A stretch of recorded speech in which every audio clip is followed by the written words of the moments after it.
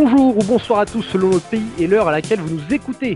Bienvenue dans l'Autre Football, le podcast du site Lucarne Opposé, l'émission radiophonique des Globetrotters du foot. Alors avant de vous présenter le plan de voyage aujourd'hui, je vous rappelle, chers auditeurs, que l'Autre Football est désormais disponible sur iTunes et YouTube, en plus de Mixcloud sur laquelle on émet depuis maintenant plusieurs mois. Nous allons garder un petit peu les pieds sur terre et aussi sur le nouveau monde pour son 11e voyage footballistique de l'Autre Football, en restant sur le continent américain donc. Et en commençant par une promenade à Copacabana avec l'encyclopédie vivante du football brésilien, notre viciado du Flamengo, dont il va nous parler d'ailleurs aujourd'hui, Marcelin Chamoin. E aí, rapaz, tudo jóia? Tudo bem, salut à tous. Ensuite, avant de filer en Amérique du Nord, attention là je vous spoil un peu, nous allons faire une petite paradinée au Costa Rica, faire un point sur le championnat local et sur les Ticos qui vont beaucoup mieux que lors de la Gold Cup, avec un habitué de l'émission qui doit du coup être très rassuré, Grégory Chaboch. Hola Greg, comment estás? Salut à tous, ça va, merci. Et toi, ça va? Ça va très bien, je te remercie Bon, Greg. c'est Enfin, génial on va de faire comme si on se parlait pas avant, c'est Oui, c'est très radiophonique. hypocrisie. Voilà. Enfin, on va terminer avec les couleurs flamboyantes de l'été indien qui approche du côté du Québec pour jeter un œil sur le sprint final des séries en MLS et en savoir plus sur cette curiosité que sont les shootouts. Encore une fois, veuillez pardonner mon accent anglophone, pratiqué dans la MLS, par la MLS dans les 90s et que le board FIFA songe à remettre en place, si je me trompe pas, c'est quelque chose que j'ai vu passer.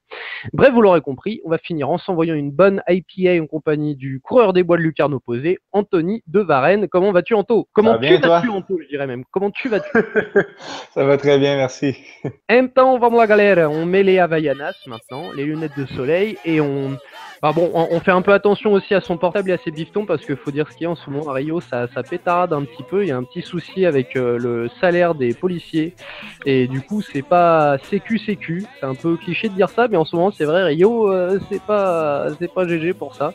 Mais le reste du Brésil tout va bien. Et on va faire un tour, donc vous l'aurez compris, du côté du Ninho do Urubu, le camp d'entraînement du Flamengo, pour parler de cet immense monument du football brésilien. Alors Marcelin, tout simplement déjà pour commencer, puisqu'on est à mi-saison au championnat brésilien, elle est comment cette première partie de saison du Mengão?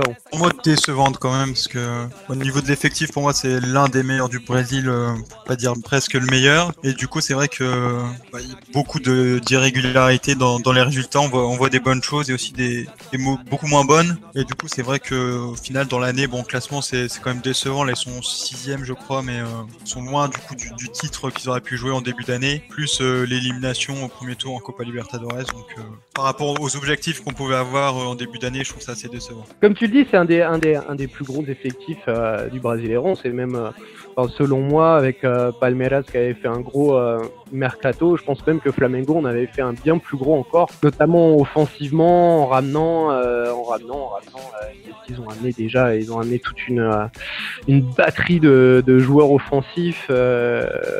Conca qui n'a toujours pas ou quasiment pas joué malheureusement, mais qui fait qu'ils ont ramené Flamengo déjà, ils ont ramené Giovanni et Everton Ribeiro, ouais, c'est ça. Ah voilà quoi, ils avaient de quoi casser la baraque. C'est vrai qu'ils sont cinquième, c'est ça. Et voilà, pour les nommer, Berrio, une des promesses colombiennes qui est arrivée, Vinicius Junior, bon, qui était déjà là, mais bon, qui a pouponné, hein. Le gamin il a que 17 ans, voilà.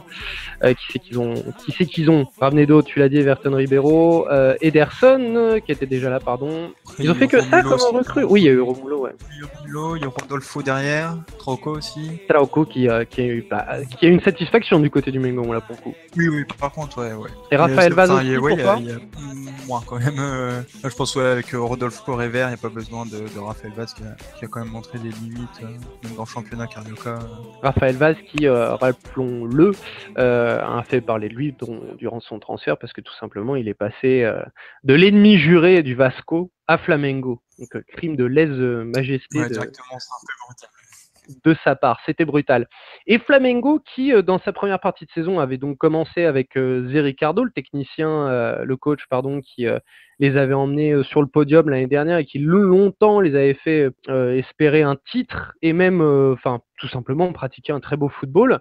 Qu'est-ce qui s'est passé du côté de Zé Ricardo qui a été limogé il y a quelques journées de championnat maintenant? L'équipe était peut-être un peu en sur-régime en 2016, du coup l'année précédente, où même si c'est un bon entraîneur, pardon, mais il n'y avait pas encore d'expérience vraiment au pro. Du coup, c'est vrai que l'année dernière, c'était vraiment bien passé. Mais après, pour justement gérer un groupe dans la difficulté quand les résultats s'enchaînent un peu moins bien. Je pense même d'ailleurs en fin de saison l'année dernière où ça avait calé, il n'avait pas su trouver les ressources pour redonner de l'allant à l'équipe. Et je pense que c'est juste un entraîneur qui a ses limites.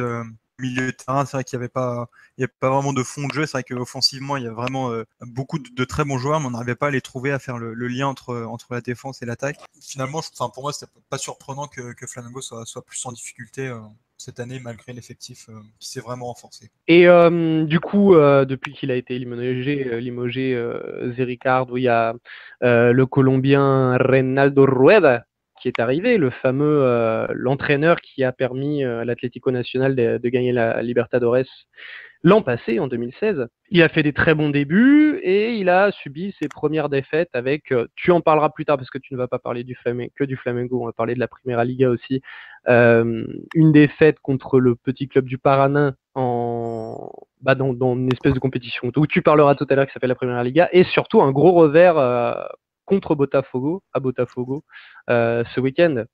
Ouais, il y a eu un peu plus de stabilité au début, mais c'est vrai que ça reste encore irrégulier. Voilà, je pense que après ça fait que un mois qu'il est là, donc pour vraiment juger son travail, c'est normal que tout soit pas ajusté. Je pense que c'est vraiment une très bonne nouvelle qu'il soit désormais l'entraîneur. Donc voilà, je pense qu'il faut un peu attendre, mais c'est vrai que même au niveau du jeu, même quand il y a eu des victoires, c'était pas encore vraiment une maîtrise pendant tout le match.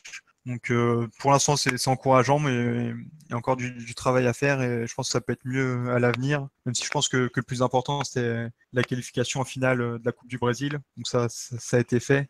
On verra ce soir ce que ça donne en Sudamericana, mais pour l'instant ça va. Donc ouais, toi tu es plutôt optimiste sur le travail de Rueda qui, je le rappelle, est du coup considéré comme en Amérique latine en tout cas comme un entraîneur d'expérience, au moins ça, voilà, qui a une valeur sûre du continent.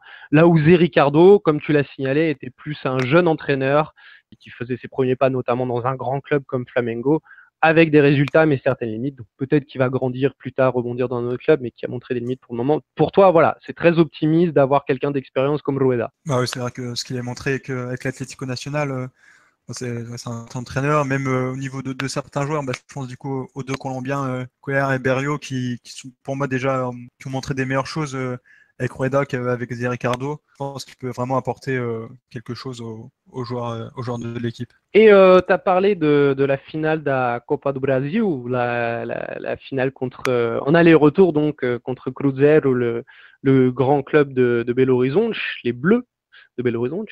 Qu'est-ce que tu as pensé de ces finales qui, rappelons-le, est terminée au Maracana sur donc match aller, sur un match nul 1-1 avec un but, j'espère que tu auras assez d'objectivité pour le connaître, très litigieux de, de Flamengo, c'est Lucas Paqueta, je crois, qui marque, ou c'est William Aran? Ouais. Non, c'est même pas un CSC. Il me semble que c'est un CSC de Léo, au final, du défenseur Cruzeiro Léo. Ah ouais. Et une égalisation à moins de 10 minutes plus tard par le revenant uruguayen, le jeune Derrascaeta, de Cruzeiro, donc qui revient après s'être fait les croisés en tout début de saison, tout début de 2017, et qui revient super bien. C'est un petit jeune qui a beaucoup de talent. Du coup, qu'est-ce que tu penses de ce match, de ce premier, ce match aller de finale? Pour moi, je trouve le match nul finalement assez logique. C'est vrai que j'attendais comme un peu mieux de cette finale aller. Mais bon, après, c'est vrai qu'en ce moment, le calendrier il est très dense et du coup, ça joue tous les 3 jours. Donc, même si rotation parmi les joueurs, je pense qu'il y a eu une petite fatigue. Et ouais, j'attendais mieux du match en général. Mais je trouve le résultat assez logique au final. Ouais, je suis assez d'accord avec toi pour rappeler un peu la physionomie du match. Ouais, comme tu le dis, elle est d'une logique implacable et au final, Cruzeiro, comme tu le dis, s'en sort assez bien et a mieux joué le coup. Tout simplement, Flamengo à la maison a pris le jeu à son compte. Cruzeiro a placé quelques contre-attaques. Flamengo a réussi à ouvrir le score à un moment, mais s'est fait bêtement avoir sur une contre-attaque, tout simplement, quelque chose qui allait à 200. Alors, c'est pas une contre-attaque, c'est un tir lointain. Et c'est un tir lointain d'ailleurs qui a été repoussé. Et je voulais revenir là-dessus avec toi. Ça a toujours été un problème, même l'année dernière, alors que Flamengo allait bien, c'était un petit peu un point de questionnement pour le club. Voilà, pour tout dire, l'égalisation de Cruzeiro, elle vient sur une frappe de j'ai plus son nom, un milieu de terrain du Cruzeiro, qui est donc relâché par le gardien d'alors, qui est le jeune Thiago, et relâché dans les pieds d'Arrascaeta, qui n'a plus qu'à pousser le ballon dans les filets. Et voilà, c'est un gros problème au Flamengo, c'est les gardiens. Alex Muralha il a longtemps été titulaire, puis s'est fait prendre la place par Thiago sur pas mal de matchs. Et enfin, ils ont ramené Diego Alves de Valence, qui a un caractère assez trempé. On sait qu'à Valence, apparemment, il est parti du club espagnol, notamment pour incompatibilité de caractère, ou plutôt, voilà, on signale même un manque de professionnalisme. Dans un club aussi instable que Flamengo, tu valides ça un peu de prendre un gardien qui a un certain talent, mais qui est aussi un drôle de personnage. Ouais, pour moi, ouais, je suis assez fan de Diego Alves, donc c'est vrai que ça faisait quelques temps que le gardien c'était l'un des points faibles de l'équipe. Donc là, je pense que c'est vraiment un gardien d'une catégorie au-dessus, même si effectivement ça peut être plus compliqué à gérer, mais ça fait aussi partie de certains grands joueurs. Et ouais, pour moi, il va vraiment apporter à Flamengo et ouais, ça fait du bien d'avoir un gardien dans les buts. D'avoir un gardien dans les buts. C'est dur avec Alex Muralha quand même qui vous a sorti quand même quelques bons matchs. Il m'a un peu énervé quelques fois, trop de fois, du coup, c'est vrai que... malheureusement, c'est typiquement le genre de gardien à faire des matchs hallucinants, à faire des parades pas possibles, et le coup d'après te faire une cagade monstrueuse et te pourrir le match. C'est typiquement ce genre de joueur-là, ce genre de gardien-là. Ouais, et c'est un peu gênant à la longue. Et avant de passer à la Primera Liga, comme tu l'as dit, le Flamengo, à l'heure où on enregistre, nous sommes donc le 13 septembre. Le Flamengo va jouer ce soir en Copa Sudamericana. Donc, comme tu l'as dit, il y a peut-être un coup de bambou côté Flamengo, parce que comme on vient de le montrer, ils étaient encore en course sur énormément de tableaux, championnat, coupe, Primera Liga dont on va parler, et donc Copa Sudamericana, où ils rencontrent un autre Brésilien, le désormais fameux, connu Chapecoense. Qu'est-ce que tu penses de cette affiche à venir, Chapecoense-Flamengo? Chapecoense va pas très très bien en ce moment, c'est assez difficile. Ils ont fini par accuser le coup du drame de l'an dernier. Tu penses que ça peut passer assez facilement pour Flamengo? Ouais, Chapecoense, c'est un peu dans le dur en ce moment. Et du coup, oui, normalement, s'ils sont, ça doit passer. C'est vrai qu'ils sont passés très facilement au tour précédent. Ils ont gagné 10-2 au total. Et cette coupe, c'est un objectif. Ça peut être une qualification aussi pour la Copa Libertadores. Donc ça fait partie des objectifs de la saison. Et ouais, c'est vrai que si on compare les effectifs, normalement, ça doit passer. Ah bah du haut poste pour poste, ouais, je suis d'accord avec toi, c'est au-dessus, même au niveau normalement au niveau collectif, mais bon, je sais pas si tu vas apprécier la comparaison, mais pour moi Flamengo c'est un peu l'Olympique de Marseille brésilien. C'est un club un monument de l'histoire du football de club brésilien, mais c'est d'une instabilité à l'image de la ville assez hallucinante et d'une passion folle. Voilà, aussi derrière. C'est pour ça que je le compare à l'OM. Je sais pas si tu valides la comparaison. Deux matchs, peut-être la passion, c'est encore différent. Mais oui, il y a deux matchs de nul de suite et c'est déjà la crise. C'est vrai que c'est toujours une crise qui démarre avec rien parfois, parce que forcément tout est décuplé à Rio.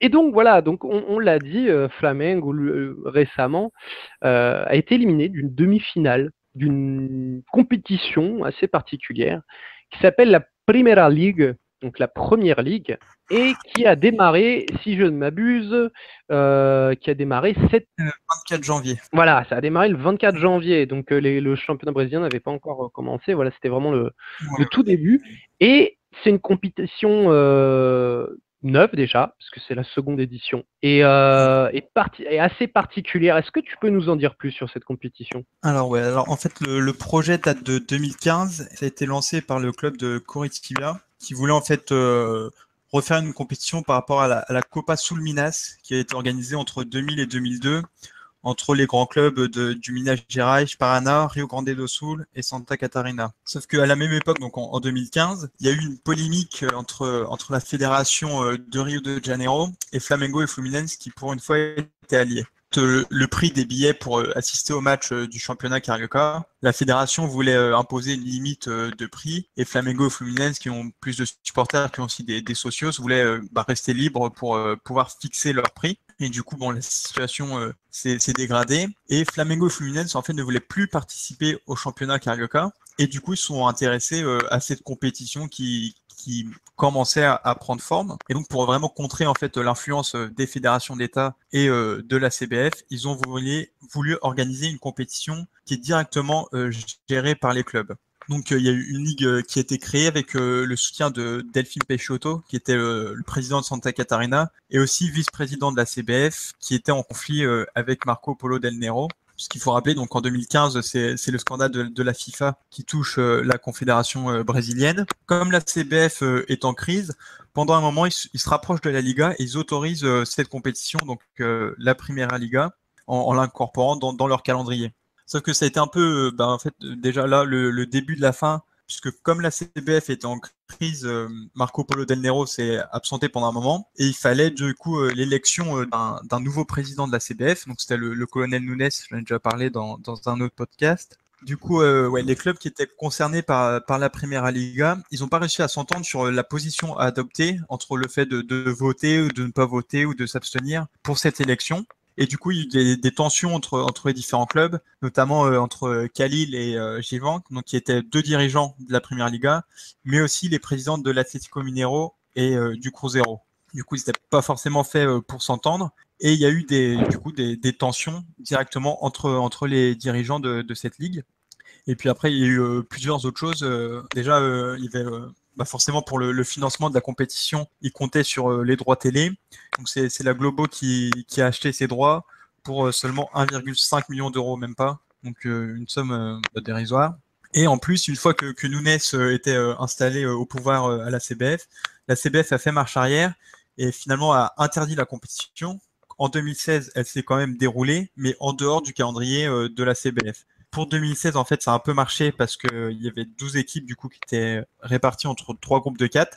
Du coup, il y avait assez peu de matchs. Donc la compétition a pu se jouer sur 3 mois. La première édition était presque encourageante puisque le tournoi avait pu se dérouler.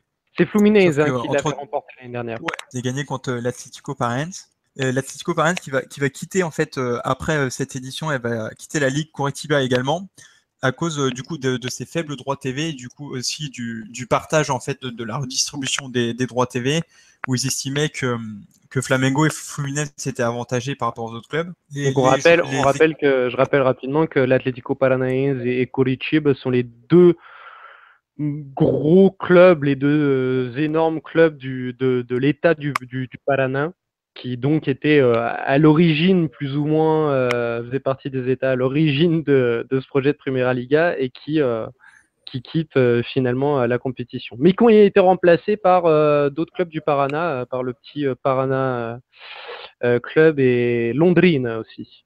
Ouais, il y a Londrina et Ceará aussi qui ont rejoint cette compétition, mais oui. Je disais que c'est vrai que tu perds l'Atlético Paranaense et Coritiba et tu gagnes, tu incorpores Londrina et Ceará, il y a quand même une baisse de qualité dans la compétition. Il y a une division d'écart. Surtout que, ouais. Et les clubs de Sao Paulo aussi avaient pensé à participer pendant un moment, et finalement ça n'a pas été le cas à cause de tous ces problèmes. Et c'est vrai que du coup là, ça a perdu, il y a déjà une image à construire, mais qui était encore plus difficile du coup avec ces forfaits-là. Ça a perdu énormément de prestige et je suis d'accord avec toi, le fait que des immenses clubs comme Corinthians, São Paulo, Palmeiras déclarent forfait sans désintérêt, ça met vraiment un coup directement au prestige et à l'image de la compétition, quoi. Ça fait mauvais genre. Et l'autre problème, c'est que comme la CBF n'organise pas cette compétition, ils n'ont pas prévu de plage horaire, on va dire, pour ces matchs-là. Tant plus que la Libertadores et la Coupe du Brésil, ça s'est élargi au niveau du calendrier. Donc en fait, il n'y a juste pas de place pour ces matchs-là. Donc on l'a dit, la première phase a commencé le 24 janvier et ça s'est fini le 26 avril. Mais par exemple, Flamengo a terminé son groupe le 22 février. Donc ils ont dû attendre 2 mois avant de connaître l'adversaire qu'ils allaient avoir en quart de finale. Et du coup, il n'y avait toujours pas de place pour les quarts de finale. Donc la première phase finit le 26 avril. Et ils ont fait les quarts de finale seulement là, lors de la dernière pause internationale, donc le 30 août. Donc on l'a dit, Paraná avait éliminé Flamengo en quart et Londrina qui en finale. Ça a été très rapide parce que comme tu dis, ils ont fait quart de finale le 30 août et les demi-finales le 2 et le 3 septembre. Ils ont profité de la pause internationale puisque enfin, il faut le rappeler aussi, le Brasileiron s'arrête pendant la phase internationale, ce qui n'a pas toujours été le cas et dont certains clubs ont parfois pâti. Donc voilà, cette fois ils ont réussi, comme tu le dis, à tout caler d'un coup.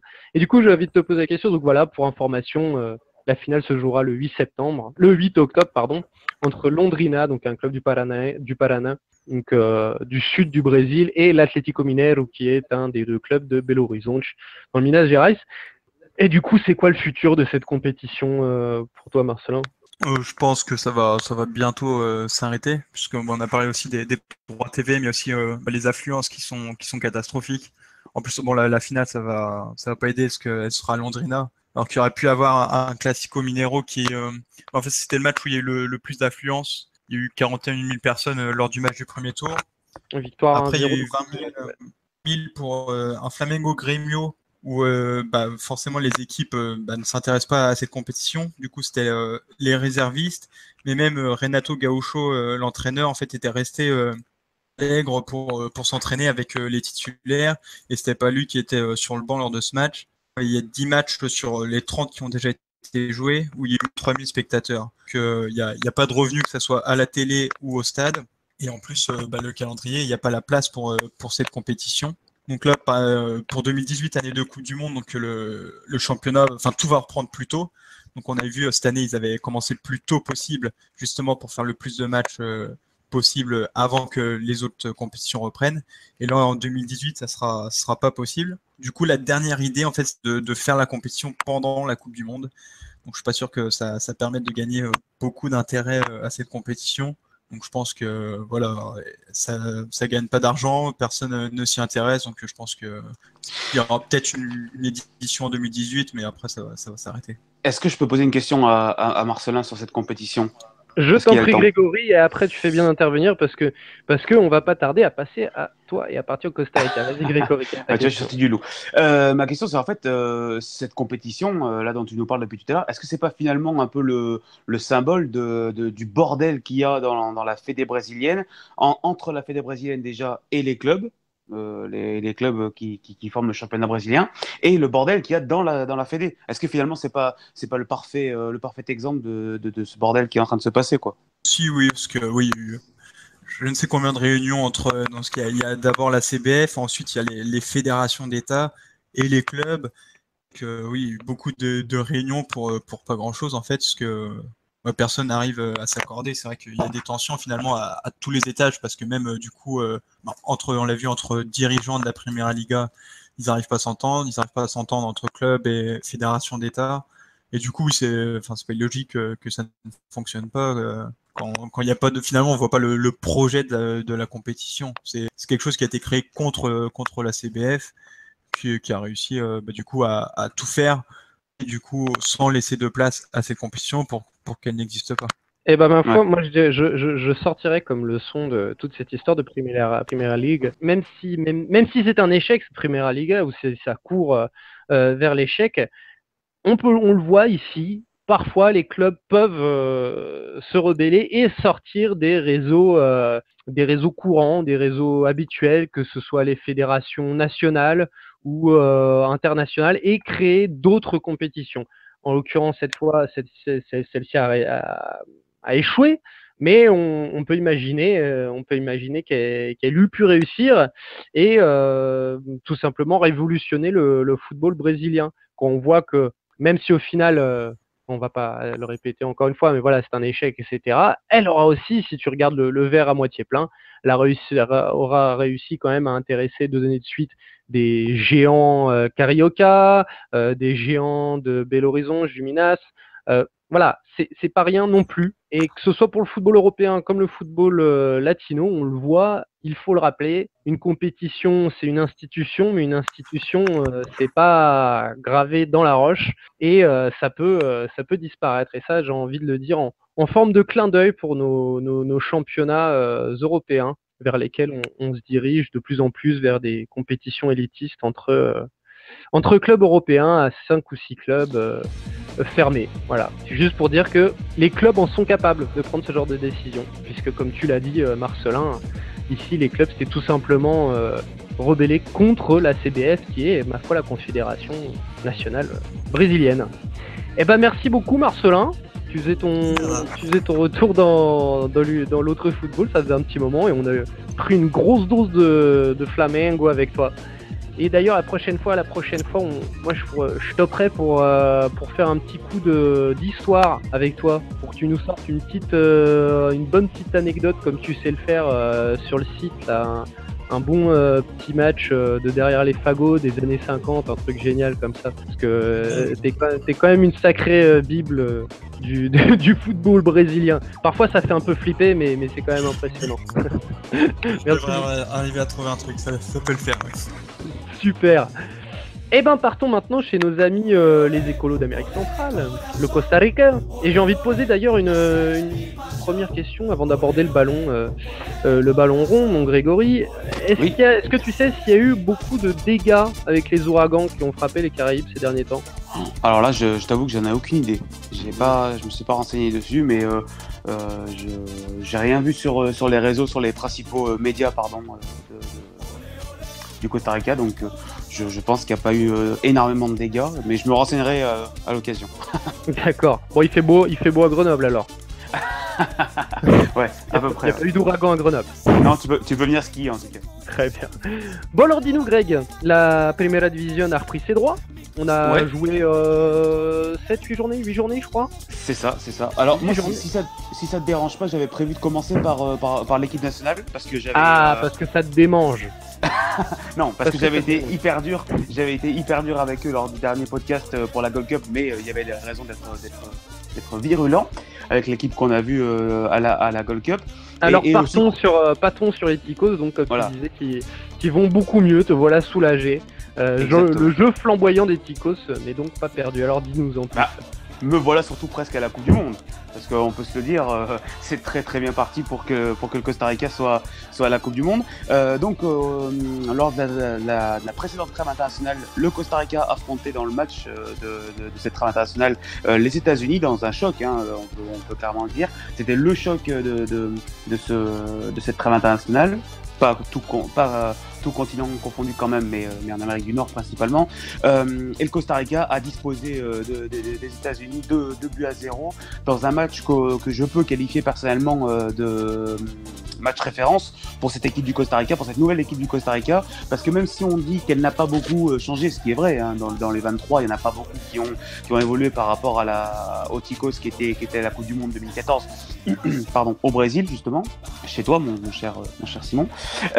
Justement, 4 ans après, ces Ticos, c'est pas les mêmes. Enfin, on les a jamais retrouvés comme on les avait vus en 2014. Et là, enfin, contre les États-Unis, on retrouve l'équipe qu'on a aimée, l'équipe qu'on a tous adorée, parce que je pense que même si vous êtes pas très fan du Costa Rica, quand vous êtes tombé sur leur match à la Coupe du Monde, tu peux que t'incliner devant la débauche d'énergie, devant le côté tactique qui de premier abord est plutôt simple mais très efficace, qui avec des joueurs pas connus du grand public arrive à faire des choses très intéressantes. Et là, face à une équipe des États-Unis qui avait pas, on va pas dire qu'ils ont pris le boulard après la belle Gold Cup, mais tout le monde s'attendait à ce que les États-Unis soient favoris dans cette rencontre. Moi le premier, je l'avoue, j'avais très peur pour ce match, et finalement gros match de la part du Costa Rica, victoire donc 2-0 avec 2 buts de Marcos Orellana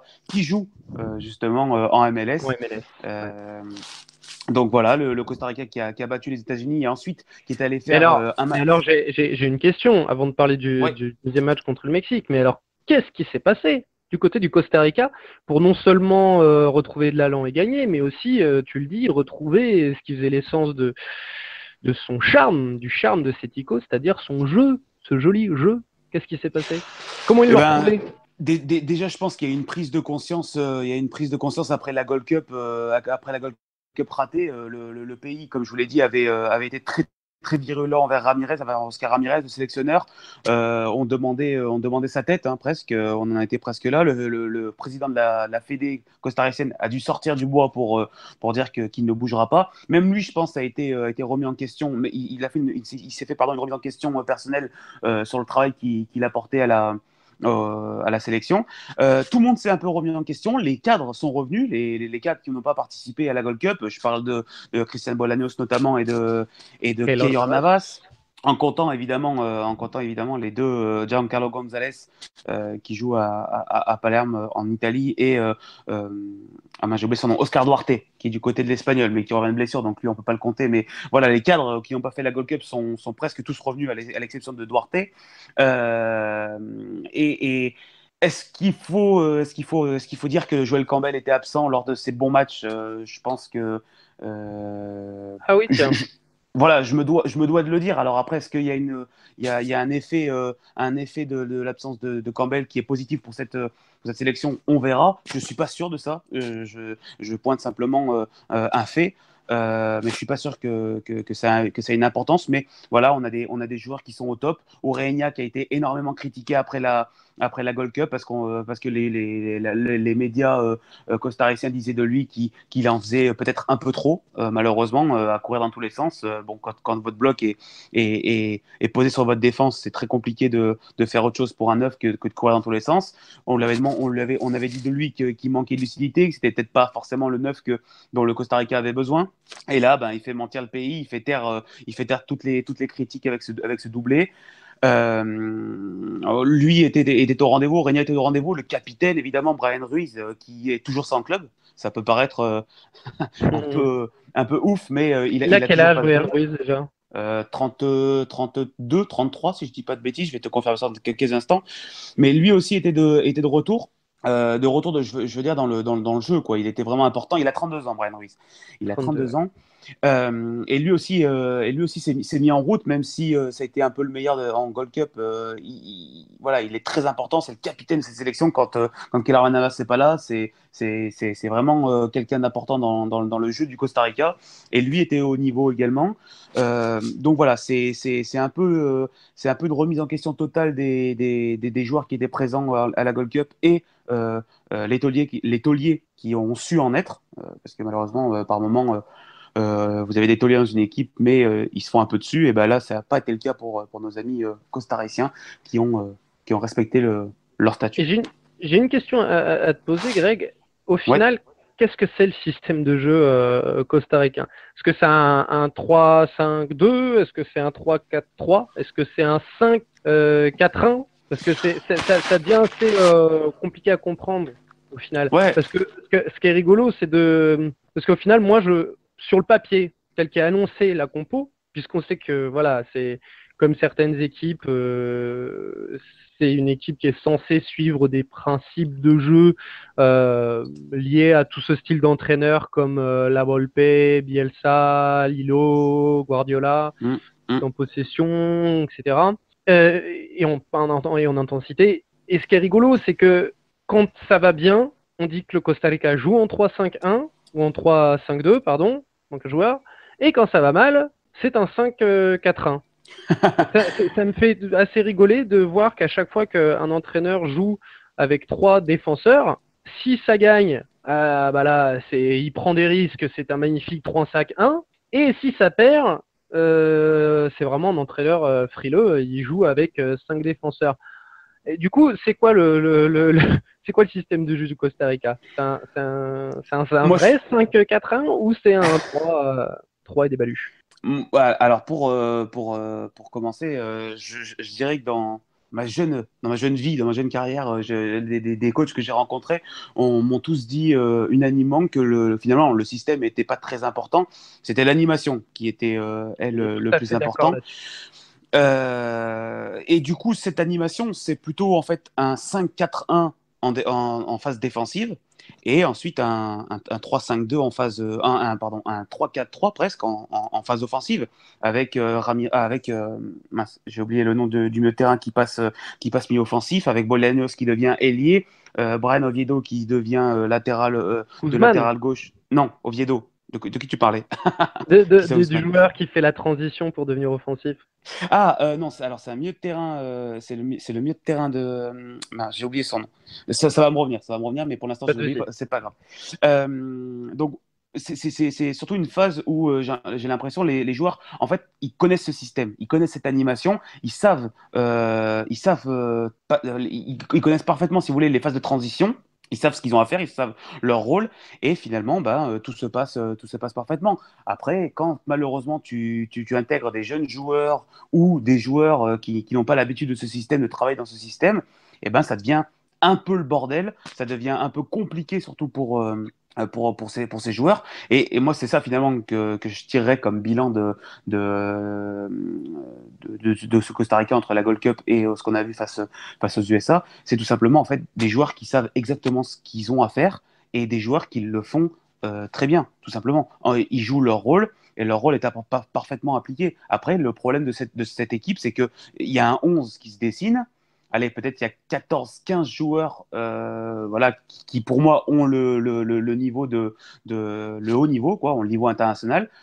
Après, le reste, voilà, c'est pas, on le connaît, le Costa Rica, c'est pas non plus un vivier phénoménal. On sait que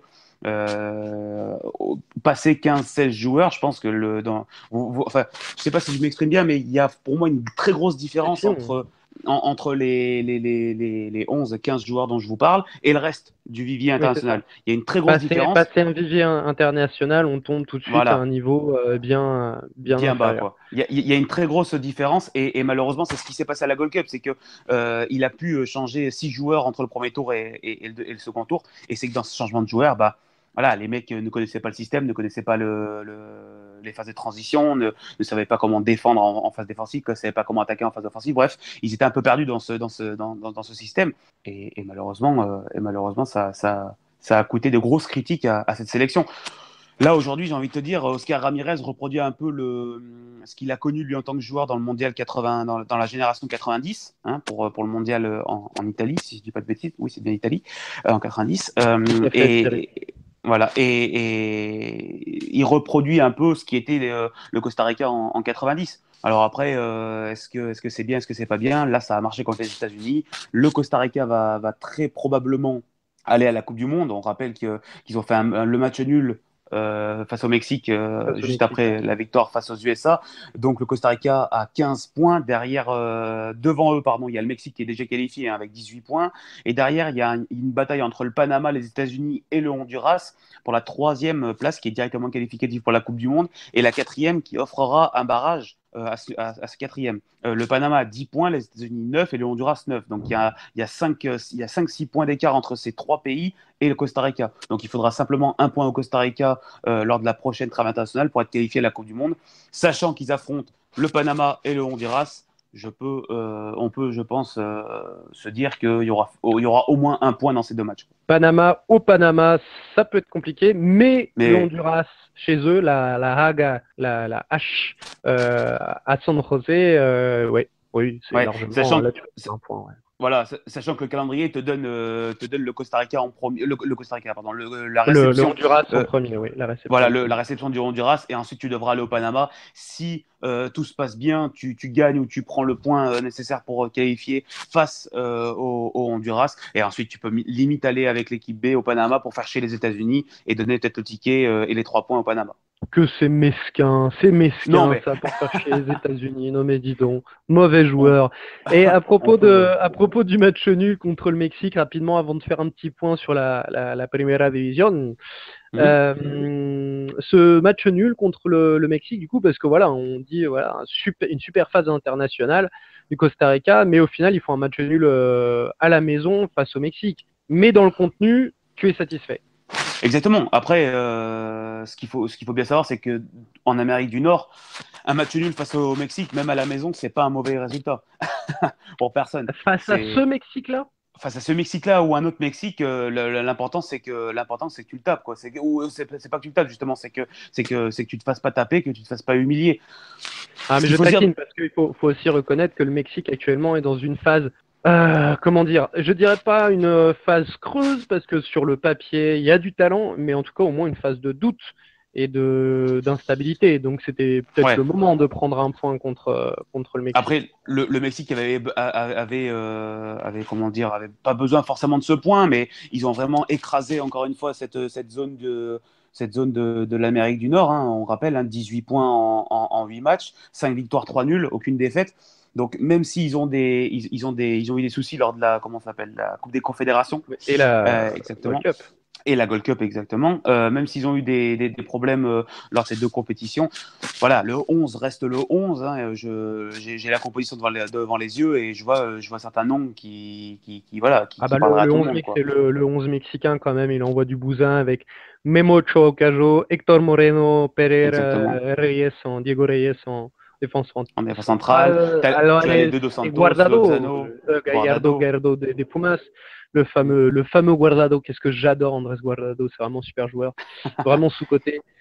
Jonathan Dos Santos, Giovanni Dos Santos, Raúl Jiménez du Benfica et Lozano. Donc oui, c'est sûr que c'est une grosse équipe.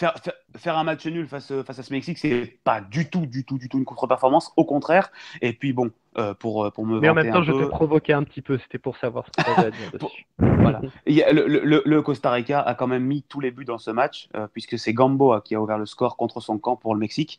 Et ensuite, une magnifique égalisation de la part de Marcos Orellana. J'ai retrouvé le nom, c'est Guzman Pérez, dont je parlais tout à l'heure pour les transitions qui passaient un peu de numéro 8, numéro 6 à numéro 6. J'ai dit à l'envers, j'ai dit que Guzman, mais j'ai dit Guzman.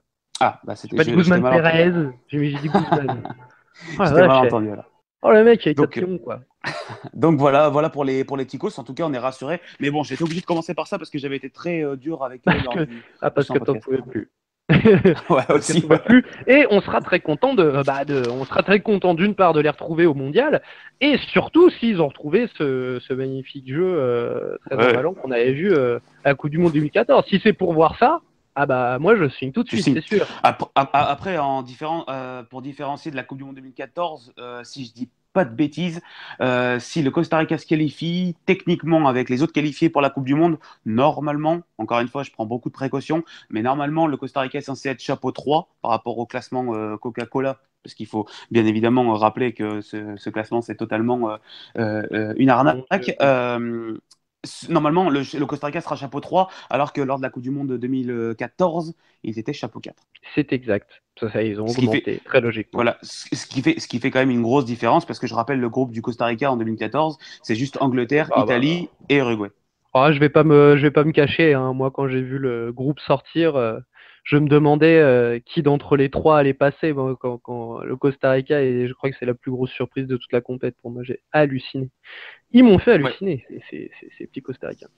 Et du coup, tu voulais nous parler aussi. Je sais pas si tu voulais en parler. Visiblement, tu avais vraiment envie de parler de tes Ticos.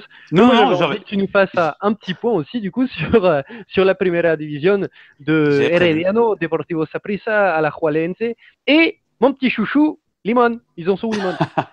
Ils sont 5e, Limón. Ils sont 5e, ils sont là, ils sont pas loin. Ça va être compliqué quand même pour arracher une place dans les barrages. Non, je ne vais pas placer les barrages. Le quadrangular, pardon. Ouais. Ça sera mieux. Ça va être c'est Limón, c'est une petite équipe, hein, rappelons-le, mais elle t'avait surpris, donc tu l'as. Elle m'avait surpris parce qu'elle a un joli nom, Limón. Ouais. Voilà. Non, bref, c'est absolument, voilà, ça m'a fait rire. Ils ont si vous voulez, chers auditeurs, jeter un coup d'œil, je le rappelle. Je l'avais déjà dit la première fois, cette petite équipe de Limón, ils ont un stade déjà tout à fait rigolo et tout à fait typique, c'est génial, et un écusson, ma foi, quel écusson. Je crois que j'aurais pu faire le même sous Pays. Mais on rappelle que toutes les équipes adorent leur mettre un pressing et les presser. Voilà, et pour presser le. Et aussi, voilà, il faut rappeler que j'adore les jeux de mots bien pourraves, et avec Limón, on peut faire énormément de jeux de mots tout nazes. Et Ouais, donc, c'était un petit gap. Limon, comme tu le dis, ça sera un petit peu compliqué, quoi. Qu'ils sont, voilà, ils sont à un point du quatrième. Ouais. Et pour l'instant, moi, je vois un classement, on ne peut plus logique. Alors non, justement, il faut faire gaffe. Le classement ne dit pas toute la vérité parce qu'il s'est passé énormément de choses durant Ah, les 8 premières journées, justement. Je vais commencer par le plus important, hein, par le fait le plus marquant. Et d'ailleurs, Anthony va être intéressé par ce que je vais dire. Alajuelense qui se sépare de son entraîneur, Benito Floro, ancien sélectionneur du Canada notamment, lors de la 4e ou 5e journée. Ma mémoire me flanche, mais je crois que c'est la 5e journée. Donc le président Campos décide de limoger son entraîneur, hein, on rappelle, hein, Benito Floro, ancien entraîneur du Real Madrid dans les années 90, 94 ou 96, je ne sais plus, ancien entraîneur du Real Madrid, ancien sélectionneur du Canada. Donc voilà, c'était quelqu'un quand même qui a beaucoup voyagé, qui n'a pas beaucoup réussi. Mais qui a beaucoup tenté, on va dire. Et donc, la nomination de Wilmer Lopez, donc un ancien joueur de Alajuelense, hein, joueur professionnel. Il a passé notamment une saison en 98 à Deportes Tolima en Colombie. Voilà, une petite mhm. aparté en 98, mais un jeune entraîneur, hein, qui a pas beaucoup prouvé, qui a surtout entraîné en Ligue 2, en seconde division, et qui est nommé à la tête de Alajuelense. Et depuis justement cette nomination, eh ben, il a donné un peu du poil de la bête à son club de cœur. Il reste quand même sur une série de 5 matchs sans défaite. Donc Beaucoup de c'est matchs pas nuls. mal. Beaucoup de matchs nuls, exactement. 4 nuls, 3 victoires, une défaite. Sachant que depuis qu'il a pris les rênes, notre ami Wilmer Lopez n'a connu qu'un seul revers. C'était dans C'est le lors de gros la match première face à journée, RD. non? Ah, moi j'avais contre Herediano. Donc non, peut-être que Oui, je me j'allais suis dire trompé. la première journée pour moi, mais c'était pas la première journée. C'est possible. Attendez, je vais aller voir ça tout de suite. Je me corrige si j'ai des faux. Eh oui, non, la première journée, c'est une victoire contre Brescia. 3 buts Ah, 0. alors, 3 buts à 0. Donc il me semble bien que c'est contre Herediano. Mais bon, peu importe, j'ai envie de te dire, peu importe. c'est vrai. Ce qui est important, c'est que le colosse costaricien soit remis sur pied et bien préparé pour, euh, pour ce Pour ce premier tournoi championnat de l'année. c'est Voilà. Abertura et Voilà. Herediano. Donc, je rappelle le classement, Herediano qui est premier, Herediano qui est le champion en titre. Ouais, Deportivo Saprissa second. ouais. Jusque-là, tout va bien. Un petit mot sur Municipal Pérez Zeledon. Ouais, bah, c'est une équipe un peu surprise. De toute façon, dans ce championnat costaricien, vous avez 3 très grosses équipes. Saprissa, hein, qui est vraiment la très grosse locomotive de ce Herediano. championnat, et Herediano Et, et Alajuelense. Donc, ouais. sachant qu'il y a un quadrangular et que 4 équipes se qualifient, si les Il 3 faut premières toujours, voilà. il faut Il faut toujours une toujours petite un petit surprise, quoi. quatrième. Voilà. Exactement, Exactement. exactement. J'aimerais juste dire rapidement un mot de Herediano qui fait un super début de saison, 5 victoires, 3 nuls, 18 points en 8 matchs. Donc eux, ils font presque les hommes de Hernan Medford un début parfait, hein, presque parfait même.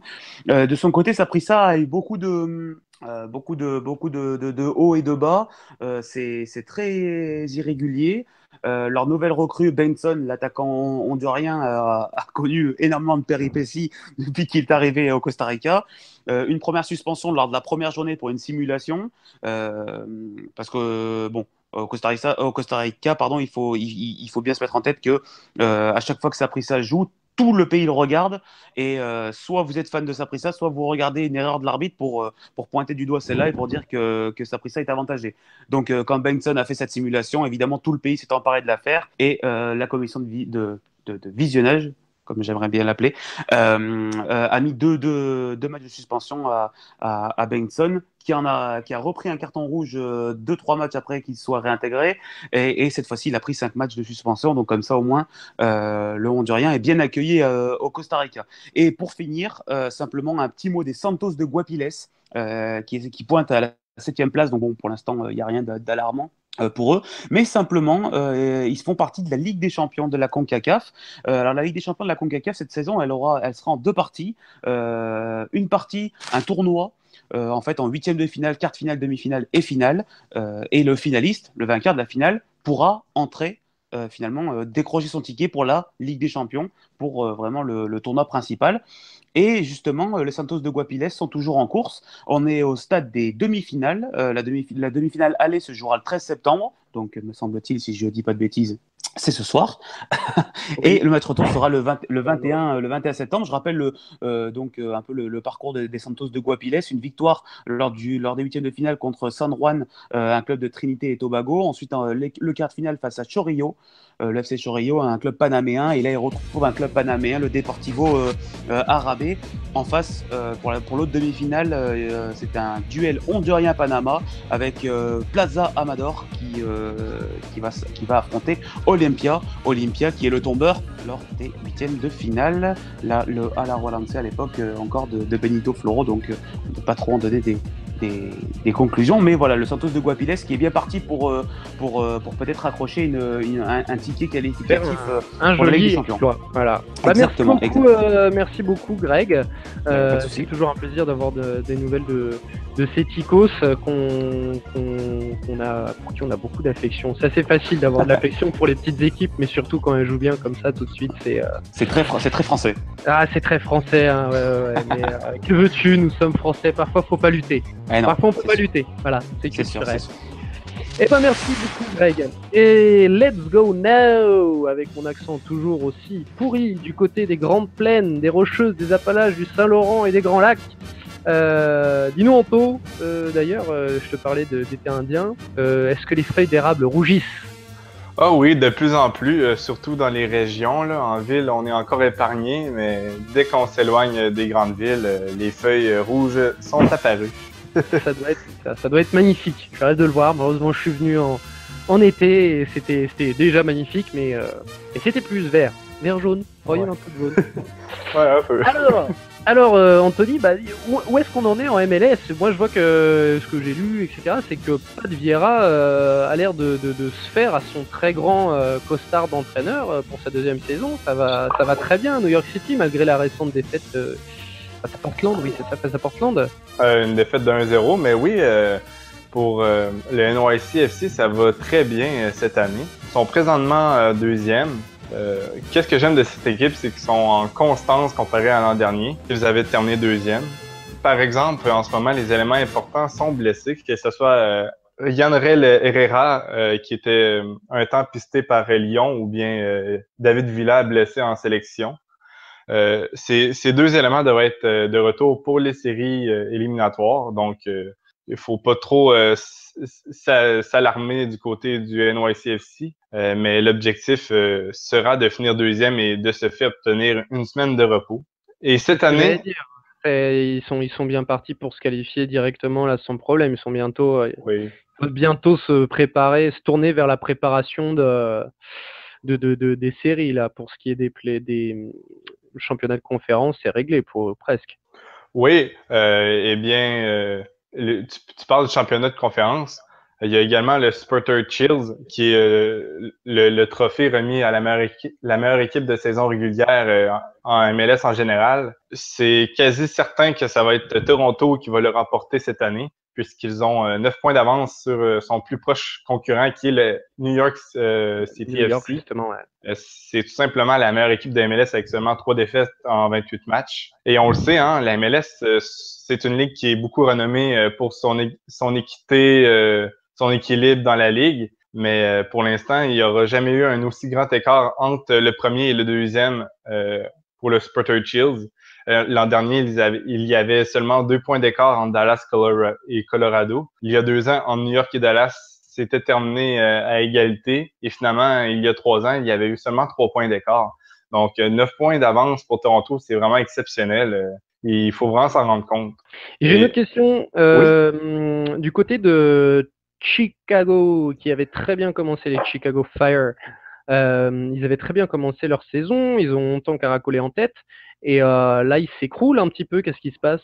Ils s'écroulent. Dans le mois d'août, il y a eu 4 défaites en 5 matchs. Mais depuis les 2 derniers matchs, semblent retrouver leur forme, puisqu'ils ont une victoire contre Montréal et un nul face à New York lors de la dernière journée.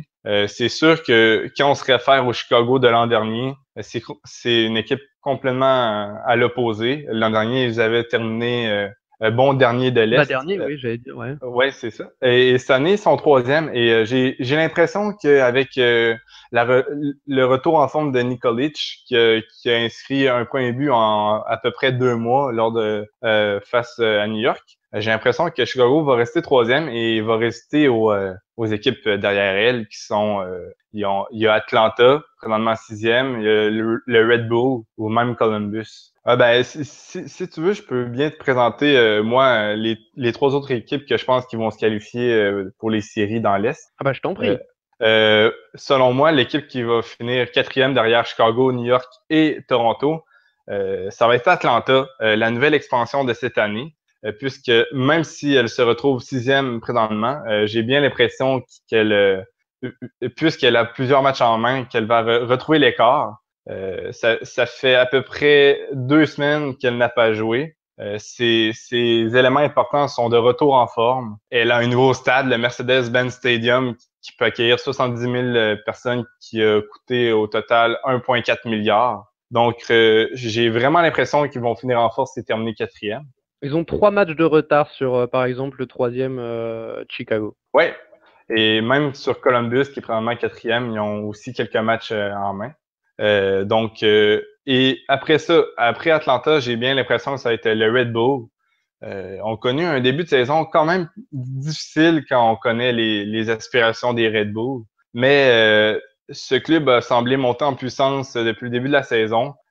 Bradley Wright Phillips et Sacha Kljestan semblent être à l'apogée de leur forme. Donc, j'ai vraiment l'impression que le Red Bull est pratiquement sûr de se qualifier.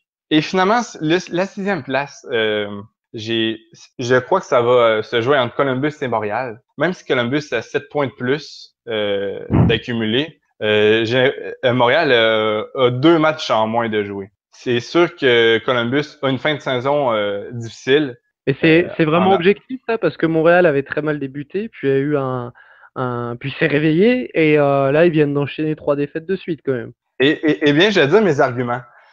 Je vais dire que s'ils se qualifient, ils l'auront mérité. Parce que Montréal a un énorme fin de calendrier. Ils vont affronter Toronto 2 fois, Atlanta 1 fois, le NYCFC 1 fois. Et les 3 autres matchs, c'est contre Minnesota, Colorado et la Nouvelle-Angleterre. Mais si l'Impact réussit à se qualifier pour les séries, là, ça va être vraiment une équipe à surveiller parce qu'elle va avoir monté en puissance. On est d'accord, elle aura réalisé un sacré fin de parcours, surtout contre ces grosses équipes-là, enfin ces équipes en tout cas qui fonctionnent très bien cette année. Mais est-ce qu'elle a les ressources de le faire? Présentement, on parle d'une arrivée d'Alberto Gilardino, l'attaquant italien. Je pense que ça... C'est encore mal de le dire, ça me fait mal de le dire, tu vois. J'ai du mal. Physiquement, ça me fait mal de dire champion du monde 2006. C'est sûr, pour vous les Français, ça doit être très dur. Mais il pourrait venir renforcer la colonie italienne de l'Impact qui compte déjà sur Matteo Mancuso, Marco Donadel. Donc, s'il arrive dans la formation montréalaise, je crois que ça pourrait aider Montréal. C'est sûr, il y a quelques désavantages à son arrivée, mais on parlera pas de ça aujourd'hui au podcast. Donc, je crois que c'est vraiment la 6e place entre Columbus et Montréal. Les autres équipes, je crois que sont déjà éliminées. Pas mathématiquement, là, mais dans l'esprit, quoi. C'est une question de semaine. La plus grosse surprise pour moi, c'est Orlando. J'en entendais beaucoup plus d'elle avec son magnifique début de saison. Oui, ça avait très bien démarré. Oui, dans son nouveau stade, on voyait l'engouement et tout. Mais là, depuis à peu près 13 matchs, il y a peut-être 2 victoires, dont une lors de la dernière journée contre le DC. Donc, c'est vraiment faible. C'est vraiment faible comme jeu. Ils ont essayé de se renforcer avec Dom Dwyer, mais on sent que la chimie est pas totalement construite avec Kyle Larin. Donc, je crois que c'est plus pour l'an prochain, eux, tout comme le DC United qui a très bien recruté cet été en vue de la prochaine saison. Et pour la conférence Ouest, ma foi, je vois qu'on a des habitués aux 2 premières places. Voilà, un bon vieux Portland Timbers, un bon vieux Seattle Sounders, Oh, je l'ai bien sorti là, celui-là, Saunders. Ouais. C'était Le pas niveau. mal. Et donc voilà, première place, deuxième place. Voilà, ça c'est des habitués des séries. Tout roule comme d'habitude pour Portland et Seattle. Ouais, et l'Ouest est beaucoup plus serré qu'à l'habitude. Seulement 8 points séparent le premier du huitième rang. Donc, et moi, selon moi, les 6 équipes qui sont présentement qualifiées le seront après la 34e journée. Comme tu viens de dire, Portland, Seattle, et on peut rajouter le troisième de la Cascadia Cup, Vancouver. Je crois que ces 3 équipes vont se battre pour le top 2, qui est, comme je l'ai dit un petit peu plus tôt, synonyme de semaine de repos. Donc, Portland, le point positif de Portland, son argument de taille, c'est Diego Valeri, qui est tout simplement intincelant cette année avec 17 buts et 9 passes décisives. Après ça, il y a Seattle. Son argument de taille, c'est qu'elle n'abandonne jamais.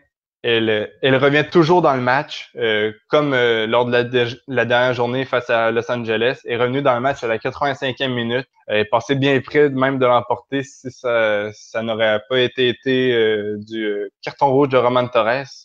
Et Vancouver, la troisième équipe de la Cascadia Cup, on sent vraiment un collectif fort. Il n'y a pas 1, 2, 3 joueurs qui sortent du lot. C'est vraiment des défenseurs, des milieux, des attaquants qui semblent tous avoir le même objectif, la même motivation, qui est d'accéder aux séries. Collectif. Et Kansas City, qui, on le rappelle, a longtemps, à un moment, été quand même un club qui comptait, qui gagnait quelques championnats. Ils sont 4e, ils sont à égalité de points, certes avec un match en plus de Vancouver. Ça peut se qualifier, Kansas City. Ah oui, ça va se qualifier très facilement selon moi. Mais moi, je compte pas sur eux pour la saison régulière, mais j'ai l'impression qu'en série, ils vont être à surveiller, puisque on le sait, en MLS, lors des séries, c'est beaucoup une question de défensive. Souvent, la meilleure défensive l'emporte, comme l'an dernier, lorsque l'Impact s'est quand même rendu en finale de conférence. Et Kansas City, c'est tout simplement la meilleure défensive de la Ligue, avec seulement 21 buts encaissés en 27 rencontres. Donc, c'est vraiment solide avec un des meilleurs gardiens de la Ligue, Tim Melia. Donc, faut pas avoir peur pour Kansas City, là, devrait tenir bon et même pourquoi pas si les membres de la Cascadia Cup livrent pas la marchandise, peut-être que Kansas City pourrait même accéder au top 2. Et Simon, comme tu as pu l'apercevoir, les 2 derniers de l'Ouest, c'est des équipes texanes, que ce soit Houston et son trio offensif de Albert Ellis, les deux derniers qualifiés, hein. Pas les 2 derniers de la poule, les 2 derniers des places qualificatives, donc 5e et 6e. Oui, c'est en effet Dynamo Houston et le FC Dallas. Et depuis le dernier podcast, Dallas, qui était dans les premiers, a tout simplement dégringolé, est en constante chute libre. Mais j'ai bien l'impression qu'il devrait se rassaiser avant la fin de la saison régulière et pouvoir se qualifier dans les séries, là, mais c'est un temps dur pour eux.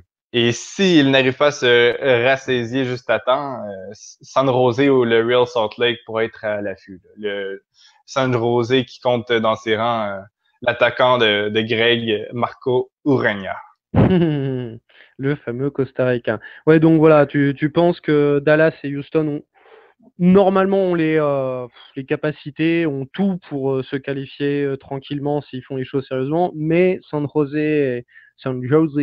et le Real Salt Lake, les Mormons, tu penses qu'ils ont encore de quoi éventuellement chipper une place? Mais je pense que c'est surtout qu'ils ont la motivation de vouloir aller en série et ils voient que l'objectif est à leur portée. Donc, ça va être des équipes très, très, très motivées pour atteindre leur objectif. Donc, si Houston ou Dallas ne produisent pas assez, ça va être le coup près va être là. Mais je verrais très mal Dallas ne pas accéder aux séries. Là. C'est une équipe qu'on a vue en série depuis très longtemps. Là. C'est une équipe forte dans la MLS. D'accord.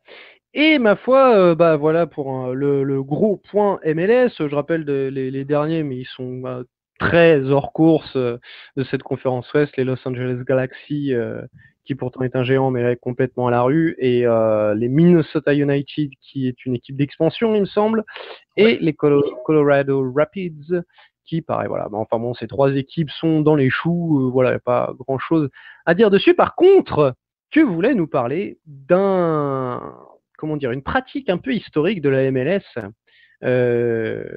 qui s'appelle le shout out, qui est une sorte de penalty un petit peu particulier que peut-être certains d'entre vous, chers auditeurs, pratiquaient dans les centres de five, les matchs à 5 contre 5, 7 contre 7. Je sais que ça se fait dans ce genre de compétition.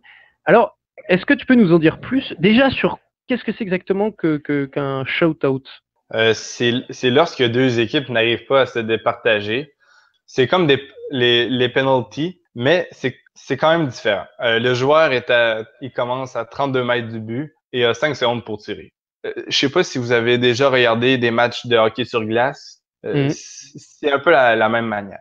Sa première apparition a été en NASL à partir de 1977 jusqu'à la fin de la Ligue en 1984. Et en MLS, ça a été en fonction de 1996 à 1999. Le pourquoi que la MLS avait choisi ce type de penalty, c'est que la MLS voulait rejoindre un public plus nord-américain. Ce genre de penalty était plus spectaculaire et était beaucoup plus familier à la façon de faire à cause du hockey sur glace qui est quand même populaire au Canada et aux États-Unis. C'était plus Amérique du Nord compatible, quoi. Ouais, c'est ça.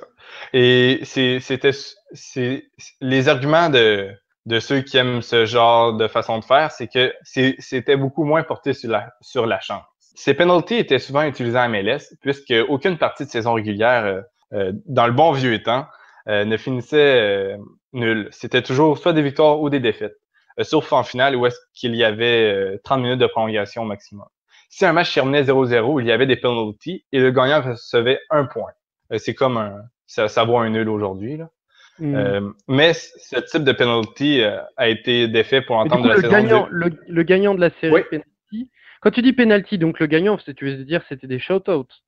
Ouais, les shout-outs. Yeah. Et donc il faisait une série de shout-outs à la fin du match nul. Et tu dis le gagnant de la série de shout-outs gagnait 1 point. Mais du coup, le perdant ne gagnait aucun point? Ouais, il gagnait 0 point. OK. Mais ce type de shout-out a été discontinué à l'entame de la saison 2000, puisque MLS voulait atteindre un public plus mondial. Donc, ça l'a complètement arrêté. Cependant, ces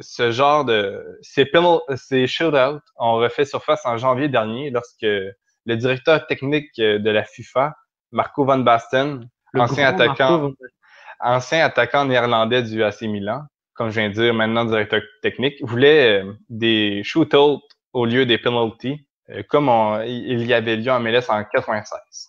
Pour lui, les shoutouts remplaceraient les penalties actuelles pour des shoutouts à 25 mètres de distance, avec 8 secondes pour tirer après les 90 minutes de temps régulier, sans prolongation. Donc, lui, il voudrait complètement anéantir les prolongations et mettre des shout-outs à la place.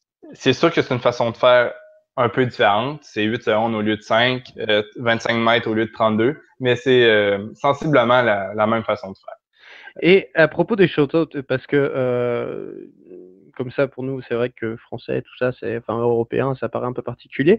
Il y a eu des séances un peu épiques comme ça quand ils le pratiquaient en MLS, des séances un peu surprenantes qui ont été particulières ou qui ont fait parler d'elles parce que shout-out. Ça me vient pas en tête puisque j'étais quand même assez jeune quand c'est arrivé, mais je crois que lors d'une Étais-tu né quand c'est arrivé? Eh bien, au commencement, non, mais j'avais 2 ans quand cette façon de faire a arrêté, là. Bon, en effet, mais je savais pas si du coup tu avais vu ou lu des trucs.